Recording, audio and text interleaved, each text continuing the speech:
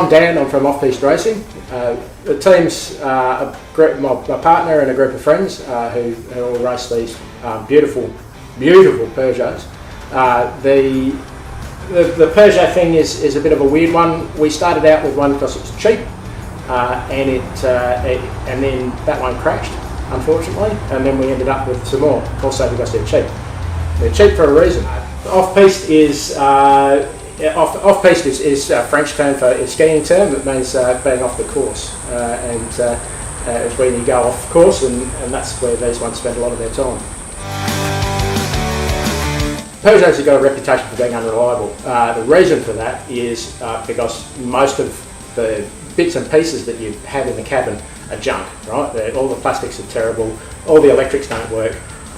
What's good about them is the underlying engineering and the actual engines and drivetrains are actually pretty good. These 130 kilowatt GTI 180s, so 206 GTI 180s, early 2000s. And they're a good little car. They've got great handling, really fun little chassis on them, lots of lift-off oversteer and those sorts of characteristics, which just make them really great to drive and a good fun thing on the track. Biggest problem with these cars is getting parts, obviously because they're a bit unusual. You've got to think ahead a bit to get parts. There's plenty of stuff available, but you've just got to get it in from the UK or Europe where you can't find it locally.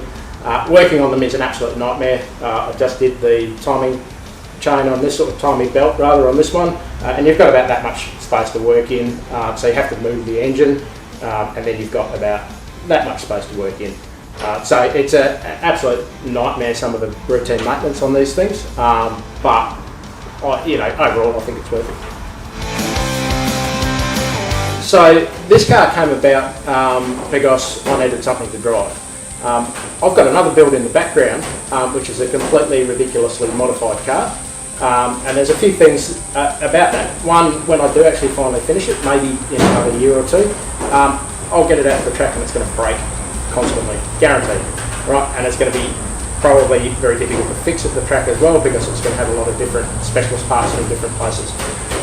That's one of the traps that a lot of guys get into when they start this sort of racing, is that they modify things heavily and then run into consistent problems, fueling problems, electrical problems, things like that out on the track, and you're spending that time in the pits fixing your car instead of having something that's just simple, reliable, works, and you're out there having fun. And so that's, if you're just starting out, you really want to get something that's going to be reliable from the get-go, and then work your way up to maybe making those modifications later, but not just jumping straight into it.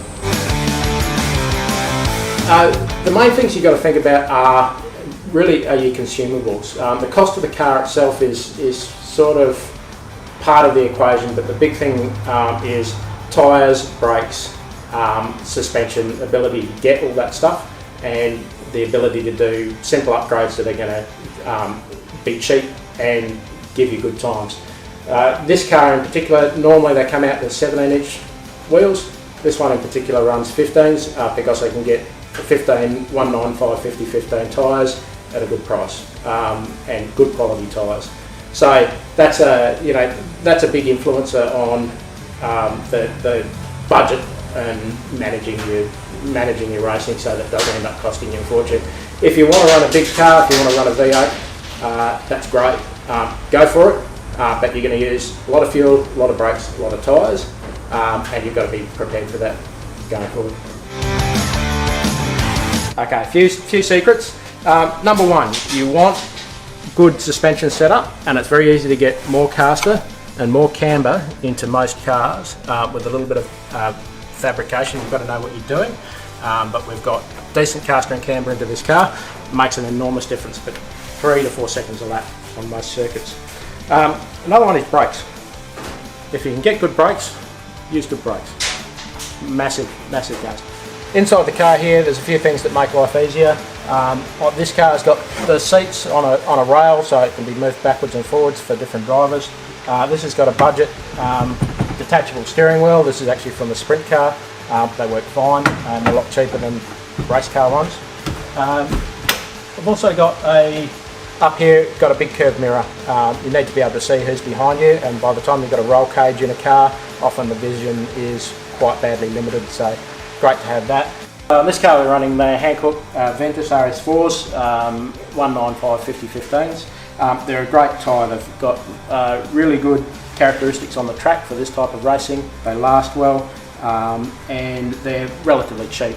On this car we've got Michelin Pilot Sport 4s. They're a great all-round tyre. They wear probably a little bit better than the RS4s and better wet performance.